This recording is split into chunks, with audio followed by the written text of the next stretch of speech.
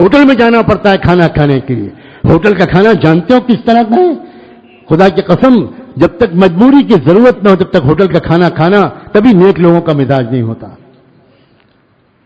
کیا لوگوں نے سمجھائے کیا ہے دین؟ داڑھی رکھ لی, کرتا پاجامہ پہن لیا, سمجھ گئے کہ ہم بڑے دیندار ہو گئے. یہ تماشا ہے, تماشا.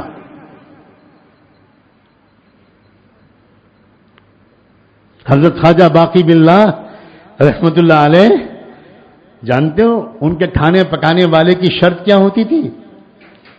فرمایا کرتے تھے میں صرف اس شخص سے کھانا پکواتا ہوں جس کا دل ایک لمحے کے لیے اور جس کی زبان ایک لمحے کے لیے اللہ کی یاد سے غافل نہ ہوتی,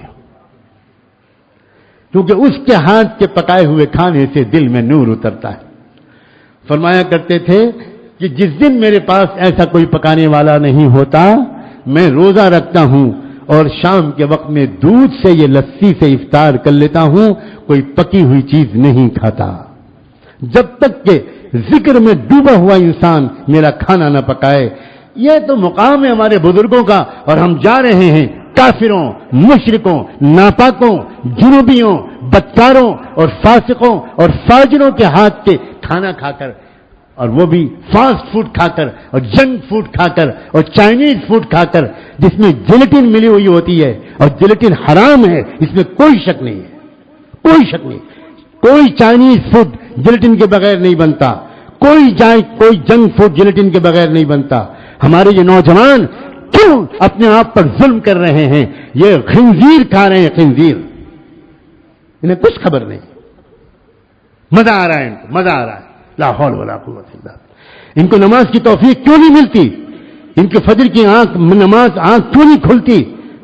اللہ کہتا ہے فرشتوں سے سلا دو اس بدماش کو, اس کو میں اپنے سامنے کھڑا ہوا نہیں دیکھنا چاہتا.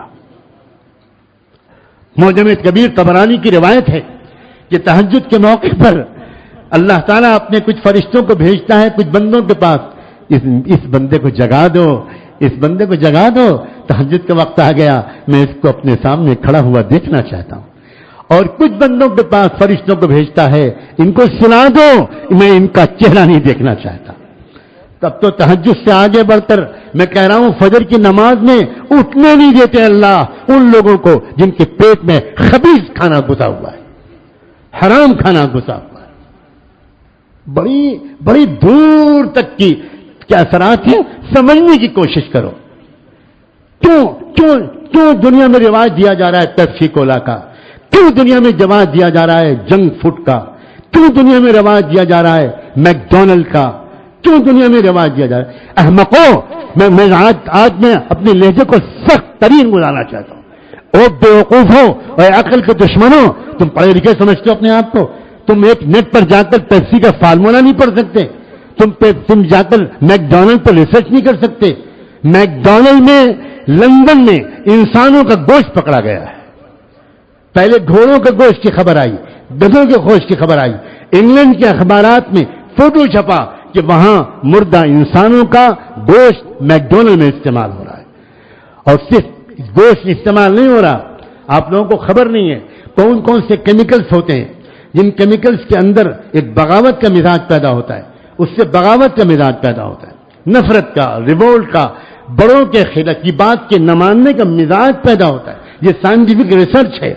اور وہ یہ سارے ڈرنکس میں اور یہ سارے کھانوں میں اور یہ سارے چائنیز فوڈ میں جو مسالے ڈالے جا رہے ہیں ان میں وہ کیمیکلز ہیں جن کیمیکلز کے اندر جاتے ہی انسان کے اندر ماں باپ اور اپنے استادوں, اپنے پیر, اپنے شیخ, اس کے خلاف بغاوت کا مزاج پیدا ہوتا ہے. ہمارے مشائخ اور اکابر ریسرچ کر کر کے تھکے جا رہے ہیں, لیکن یہ امت محمدیت کے بے عقل نوجوان, یہ بے حس نوجوان سننے پر آمادہ نہیں.